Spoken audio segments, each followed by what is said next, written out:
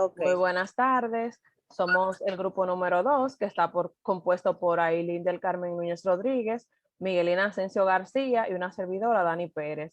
Le estaremos hablando sobre los aspectos relevantes en la historia del derecho dominicano en el siglo XIX.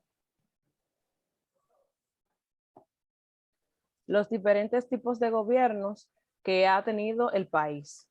Desde el nacimiento en la República, los dominicanos constitucionalmente hemos tenido un solo tipo de gobierno, que es el republicano. El término republicano proviene de la idea de una ciudad modelo creada por Platón por el siglo IV antes de Cristo. En su obra La República, según su teoría, el autor las divide en cinco etapas fundamentales. La primera plantea el problema de qué es justicia. La segunda trata la teoría de la ciudad perfecta.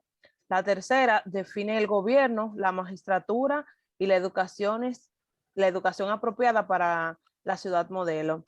La cuarta analiza las formas de gobiernos, que son aristocracia, timocracia, plutocracia, democracia y anarquía. La quinta rechaza las artes ilusorias a favor de una sabiduría auténtica. Desde antes de la Constitución de San Cristóbal de 1844, ha existido en nuestro país otros tipos de gobiernos de forma provisional en razón de las circunstancias que presentaron en determinados momentos cada uno de sus propios nombres y características. El primer gobierno provisional se llamó Junta Central Gubernamental, compuesta por 11 miembros, el cual se encargó de gobernar desde la proclamación de independencia el 27 de febrero de 1844 hasta la juramentación del general Pedro Santana como primer presidente constitucional el 6 de noviembre del mismo año. Durante el periodo de desocupación de las tropas norteamericanas entre los años 1965, como resultado del acto institucional que puso fin a la guerra civil y la intervención de las Fuerzas Combinadas de Estados Americanos, OEA, cuando los grupos en pugnas escogieron a Héctor García Godoy como presidente provisional electo en base a dicho acto institucional.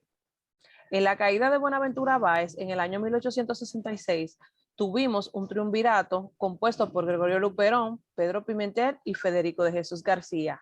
Solo fue de 4 meses, producto de la caída del gobierno de Juan Bosch en el 1963.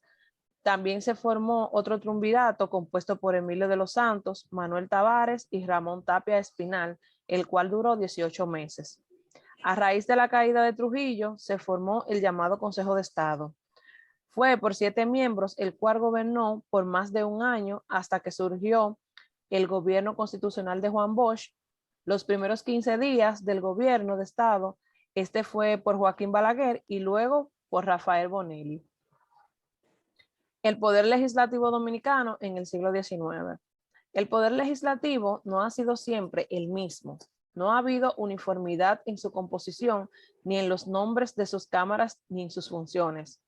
Los primeros legisladores fueron escogidos por vía indirecta a través de los electores, que a su vez habían sido elegidos por ciudadanos que en esa época eran solo los varones mayores de 21 años, que fueran propietarios de un inmueble o que ejercieran alguna industria, profesión o ciencia.